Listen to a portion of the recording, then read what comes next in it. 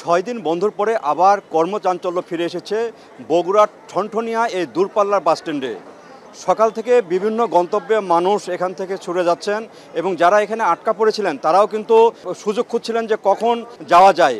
এছাড়া গত কয়েকদিনে একটা বড় ধরনের লোকসানের মুখে পড়েছিলেন পরিবহন মালিক এবং যারা শ্রমিক রয়েছেন, তাদের কাজকর্ম বন্ধ হওয়া যাওয়ার কারণে কিন্তু খেয়ে না খেয়ে অনেকের দিন কেটেছে। এবং আজকে যে অবস্থা সেটি যারা যাত্রী তারা কিন্তু বিভিন্ন গন্তব্যে ছুটে যাচ্ছেন। আর এখানে এখন পর্যন্ত কোনো অপ্রীতিকর কিংবা রাস্তায় কোনো প্রতিবন্ধকতা তারা খুঁজে পাননি এবং বিভিন্ন কাউন্টার কিন্তু উপচে পড়া ভিড় লক্ষ্য করা যাচ্ছে এবং যাত্রীরা বলছেন তারা এখন নির্বিঘ্নে চলাচল করতে পারছেন। আর কোনো ভাড়া বৃদ্ধি হয়নি, আগেকার যে ভাড়া ছিল সেই ভাড়াই কিন্তু এখন পর্যন্ত চলছে। তো এই ছিল আমার কাছে বগুড়ার যে দূরপাল্লা বাস স্ট্যান্ড ঠনঠনিয়া, সেখান থেকে সর্বশেষ।